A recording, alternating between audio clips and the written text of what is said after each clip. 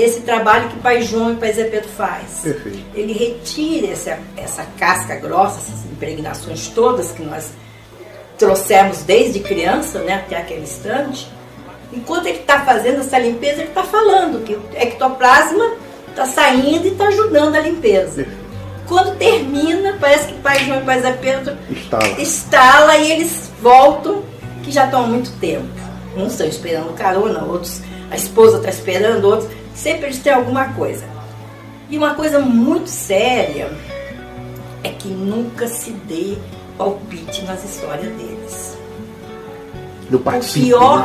Pior que seja, eu sempre chego ao extremo do paciente chegar e mostrar uma arma e falar: olha, tá vendo essa arma? Minha mulher tá ali fora, eu vou matar.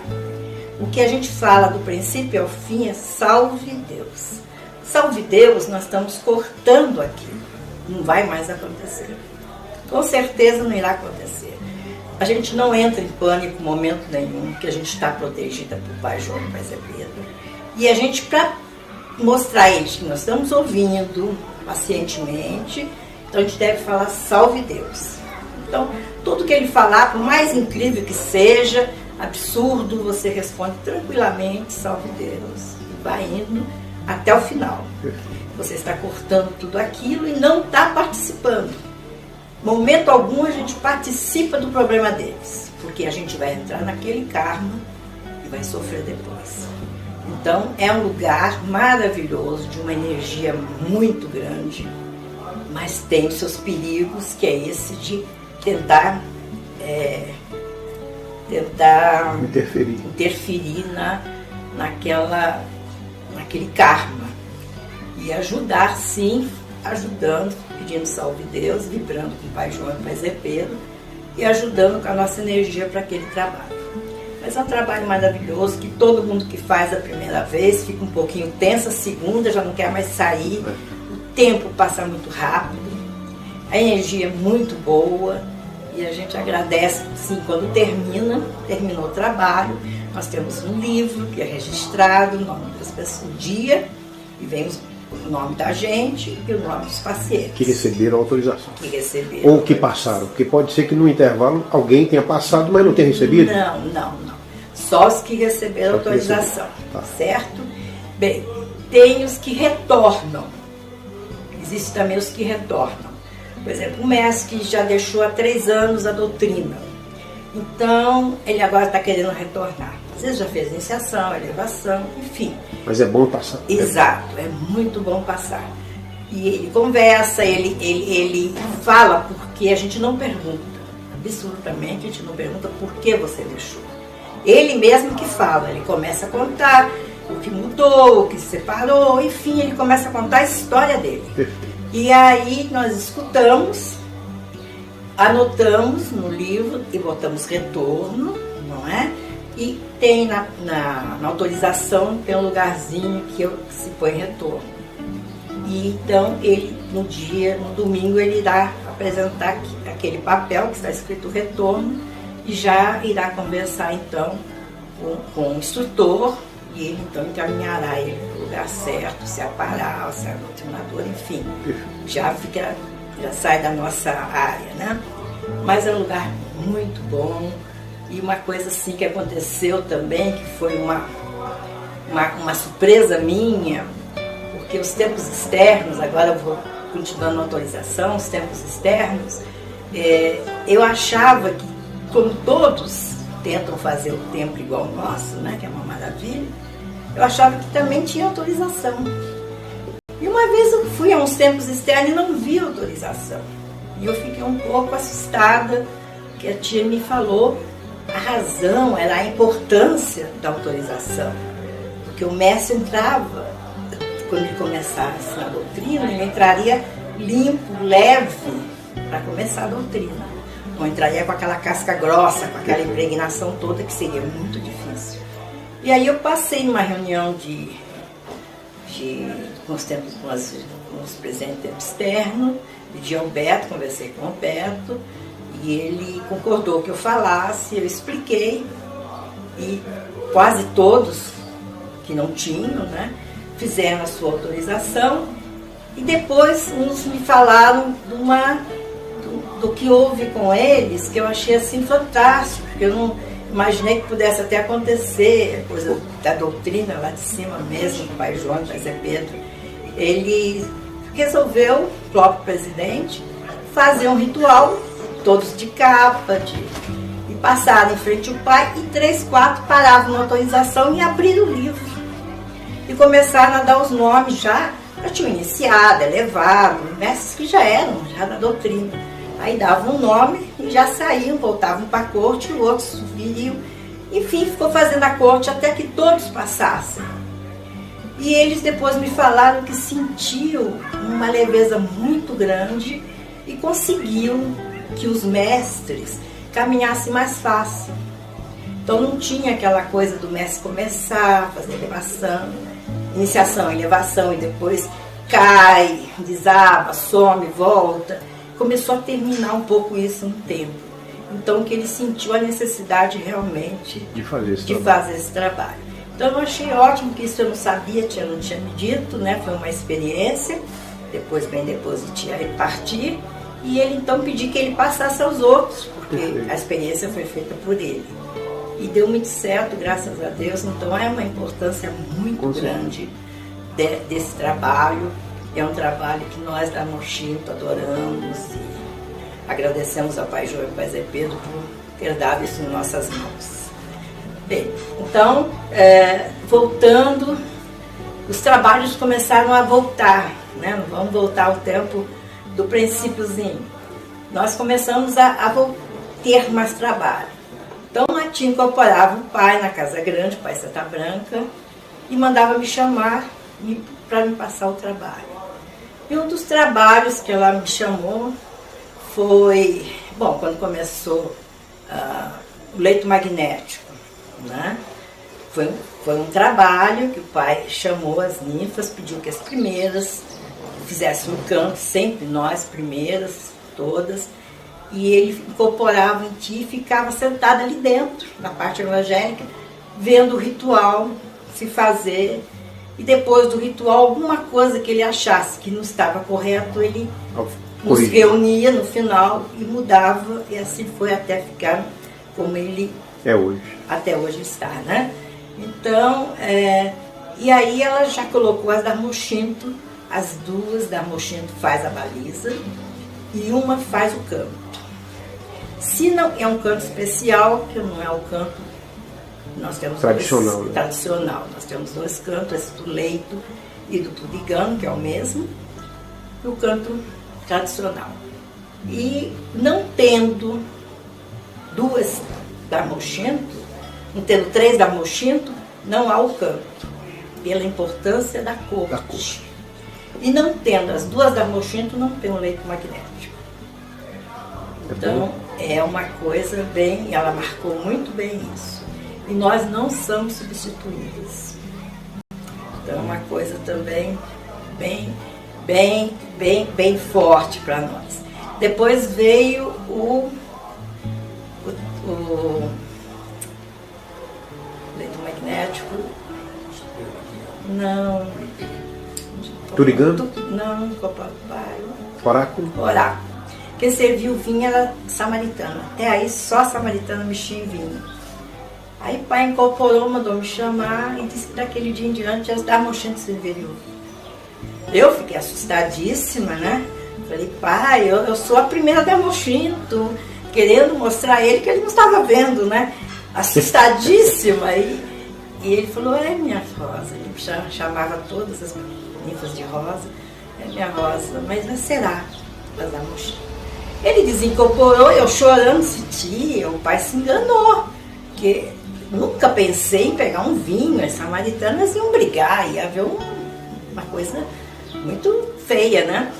Aí a tia disse, não, minha Rosa, o pai não se engana. Então foi uma falha muito grande minha, porque na hora o susto foi muito grande, né? Eu achei que ele estava fazendo ali, naquele momento, uma confusão da primeira samaritana comigo, mas não, ele jamais fez confusão, né? Nossa doutrina foi trazida por ele. Foi uma falha minha. E aí tia reuniu, eu pedi que reunisse todas as samaritanas e as ninfas todas numa reunião e explicasse para a gente ficar tudo bem. E elas aceitaram tranquilamente e até hoje servimos, então, no oráculo. Aí quando veio a estrela de Neru, nós passamos a servir o vinho, mas aí já não teve grande problema, porque já estavam servindo no oráculo. Estava avinhado. Já estava avinhado, quer dizer, ninguém se assustou, continuamos e assim até hoje, certo? E era uma falange, como nós somos uma falange iniciática, por isso a iniciação da Armon Shinto, né? Nós lidamos muito com a energia. Então as pessoas nos procuram muito e se realizam muito com o Armon Shinto. E outros falanges nos procuram, às vezes, para conversar, tudo isso. E como eu acho, não tenho certeza, nós todos somos irmãos. Todos nós somos filhos de Pai Seta Branca com Mãe Yara. Então somos todos irmãos, ninfas, jaguares. Então, eu recebo qualquer ninfa de qualquer falange na minha casa para conversar de um problema dela, um problema que ela sinta na doutrina, nada mais além disso. E sempre me realizei muito. E elas saem felizes, continuo na falange delas, me respeitando muito. Eu gosto de todas, sou assim muito popular, brinco com todas, converso com todas. Eu não tenho essa coisa de primeira. Eu sempre digo da Armon Shinto que eu sou primeira porque a minha dívida é maior. Então, o jeito que Pai Seta Branca viu que eu pudesse pagar um pouco do meu karma era me pôr como primeira. Porque uma primeira é 24 horas. Então, a qualquer momento que uma da Armon Shinto me ligue ou venha na minha casa, eu tenho obrigação de recebê-la. E com todo o amor. Eu não tenho o direito de marcar hora, de marcar dia. Eu sou uma da Armon Shinto em todos os momentos. Então, isso eu aprendi com tia, porque a tia também não tinha. A tia não marcava a hora para a gente falar com ela. Então, a hora que a gente chegasse desesperado, um paciente ou um mestre, ela estava ali com dores, com oxigênio, mas pronta para nos receber. Isso a tia nos passou. Que essa era a nossa missão também de uma primeira, porque nós teríamos um povo. Eu lembro você falando aí de histórias marcantes que você contou pra gente, que ficaram na minha mente e eu acho que me ajudaram na minha caminhada, na caminhada da minha ninfa. Eu queria que você falasse um pouquinho sobre a prisão. Eu me lembro uma vez você falando da prisão, que você foi uma das primeiras, que você tinha que andar de sandalinha havaiana. Conta um pouquinho. Certo. A prisão foi interessante porque o Pai Seta Branca custou muito a trazer esse trabalho maravilhoso, né, que nós temos hoje. E ele trouxe, e eu não sabia. Aí ele veio, trouxe no meio da semana, passou para a tia, passou para o seu Mário, os adjuntos, e então escolheu, eram 7 ninfas. Não eram mestres não, foram 7 ninfas. E eu fui uma das 7. Então, seu Mário me ligou e disse que eu estava prisioneira. E até aí, prisioneira para mim era cadeia, não era prisão normal. Eu não sabia que existia outro tipo de prisão. E eu falei, bom, tudo bem, se a tia disse, o pai disse, eu estou prisioneira. Não argumentei nada, arrumei minha malinha para ir para a prisão. Pensei, bom, querem prender a tia, vão trocar a tia por um grupo de ninfas e vamos nós, né? Até que resolvam tudo. Tomei minha malinha e tal e vim para o vale. Triste, sim, mas consciente da minha missão. E tia riu muito, porque aí depois sentamos todas no chão ali no terceiro sétimo, era muito bom, porque a gente sentava no chão, meio encostada, meio deitada, e ela ali contava as histórias, incorporava o pai, incorporava o tiozinho, o pai João, o Pai Seta Branca. Então era maravilhoso. A gente passava a noite, saía de manhã, com toda a força e energia para trabalhar, como se nada tivesse, se a gente tivesse dormido a noite muito bem. Então, ela contou a história da prisão. Que a prisão é um prêmio que nós temos. É um meio de nós nos reajustarmos dos nossos cobradores aqui encarnado, com toda essa energia que existe em nossa volta. Porque quando nós assumimos a prisão, nós ficamos na nossa individualidade. Por isso que existe uma roupa especial. Nós não podemos pôr roupa de falange, nós temos aquela roupa especial que é uma roupa da nossa individualidade. E com aquela roupa, então, nós vamos trabalhar em benefício daquele irmão que foi preparado para nos cobrar um grãozinho de arroz do que nós fizemos com ele.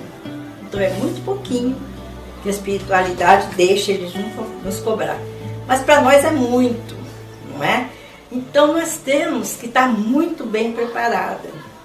Uma prisão, você tem que estar bem, porque você está passando todos os seus sentidos, as suas emoções para esse irmão. Ele está perto de você, sentindo tudo que você está sentindo. Então, é uma semana que nós não podemos ter, é um tempo que nós não podemos ter tristeza, que a gente deve tudo achar que é pouco, não é? Então, se a gente quebrar uma perna, a gente tem que dizer, meu irmão, está doendo um pouquinho, mas não é muita coisa, ainda é pouca coisa. E lembrar sempre do que a gente vê de bonito nesse tempo, falar, oh meu irmão, olha que sol lindo, olha a força do sol. Um dia você vai abrir os olhos para enxergar esse sol. Se vê uma flor bonita, olha meu irmão, que flor linda, ela é perfumada. Um dia você vai sentir esse cheiro. Quer dizer, aquele tempo, a gente lembrar que nós estamos junto dele, na nossa individualidade, nós e ele, e tentando passar a ele, que hoje nós não somos mais aquela que fizemos tanto mal a eles. Tá? Então eles têm que acordar para isso. E é o único jeito que eles nos perdoam e sobe. Tá? Não podemos reclamar, não podemos, por pior que seja, dizer que não devia ter assumido a prisão em hipótese alguma, sempre lembrando para a nossa evolução, que aquilo não só vai nos fazer bem. Que esse irmão, quando chega no arameu ou no julgamento, ele sobe, nos perdoa e sobe. Então, é um a menos que nós vamos encontrar lá em cima. Perfeito. Então, para nós é uma alegria muito grande. Então, nós devemos assumir uma prisão, estando bem, feliz e preparada para nos reajustar com aquele irmão que causamos tanto mal a ele, dele estar até agora parado no ódio. Nós já encarnamos, já estamos caminhando. E que ele possa nos ver como nós somos hoje. Nós não somos aquela pessoa que tinha aquele poder que mandávamos. Hoje nós pedimos com humildade, para isso tem os bônus, né? Que nós pedimos com humildade, a postura sempre de cabeça baixa, em pé, não devemos dar bônus sentado, nem pedir bônus sentado.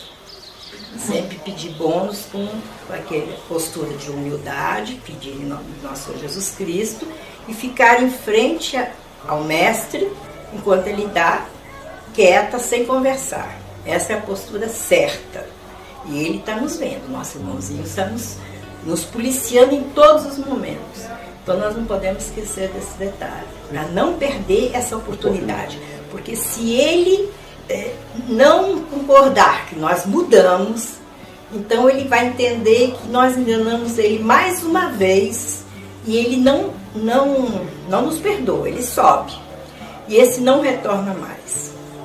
Esse vai nos esperar lá em cima depois do nosso desencarne, com mais ódio, porque enganamos ele mais uma vez. Então a prisão é um trabalho maravilhoso, mas que requer muito cuidado, muita consciência, e muito amor, muita consciência. É maravilhoso esse trabalho. E foi um trabalho, talvez, que eu me aprofundei muito, porque eu não entendia nada, não sabia, já estava na doutrina há bastante tempo, e veio uma coisa nova, né? E nós ficamos aqui. Nós ficamos aqui os 7 dias, e chegávamos, sim, a roupagem era uma roupagem muito feia, hoje nós temos uma roupagem linda. Era um vestido assim, meio torto de um lado, era um vestido muito feio. E ninguém gostou desse vestido. Nós tínhamos que usar o chinelo havaiana, tá? Não usar brinco, não usar nada de enfeites. Batom? Nada. Tínhamos que ser bem simples, bem humildes, né? E nós sentimos muita dor na perna. Era uma fase assim que sentíamos, parece que a gente tinha uma bola de ferro para andar e as pernas inchavam muito. Então a gente chegava na casa grande, por exemplo, fazíamos uma escalada, terminava a segunda consagração, nós íamos para a casa grande, para conversar com a tia mais sobre doutrina, sobre a prisão. Eu disse, minhas filhas, vão para o templo trabalhar? Eu disse, tia, olha minhas pernas. Não, minha Rosa, tá linda, as pernas estão bonitas, vão. Ela não deixava a gente parar. Então nós fomos também aprendendo e com isso terminava o julgamento, o aramê, nós estávamos perfeitas, estávamos ótimas. Então, e ela nos ensinou também que prisão não é só pegar bônus. Os bônus são a postura de humildade que nós passamos ao nosso irmão. Então ele nos vê pedir, porque nós não pedíamos, nós mandávamos. E hoje ele nos vê humildemente pedindo, né? Mas o trabalho é muito importante, que é a energia do trabalho que passamos para ele. Então nós temos que juntar as duas coisas, pedir os bônus e trabalhar muito para que ele vá recebendo aquela energia. E os trabalhos, sempre mentalizar ele, que chegue a ele aquela energia de uma cura, de uma junção, enfim, de um trabalho que a gente esteja fazendo, que possa chegar a ele, que possa ele receber com todo o nosso amor, sempre pondo muito amor. Esse é um grande trabalho. Com certeza a pessoa tem consciência de que cumpriu a sua missão. Você falou de trabalho, eu também lembrei de um trabalho feito quando você chegou no Vale com o Zé Carlos, com as crianças. Sim. Como é que foi esse trabalho? Esse trabalho foi muito bonito, porque vamos voltar bem atrás. Logo depois que eu fiz a elevação de espada e tal, eu comecei a trabalhar nos tronos e eu incorporei Mãe Tildes. E eu fiquei em estado de choque, eu talvez, não sei se é porque eu sou um pouquinho rebelde, não sei o porquê, mas eu achava que Mãe Tildes é uma entidade da tia. E só ela, aquela grandeza toda, que poderia receber Mãe Tildes. Ela era muito pequenininha, né, para receber Mãe Tildes. Eu não aceitava. Então eu comecei a fugir do trono, com medo, que eu gostava tanto de Mãe Tildes, eu tinha um amor muito grande por ela, desde que eu entrei na doutrina, e eu achava que era o meu amor que fazia com que eu desse o nome de Mãe Tildes à minha preta velha, né?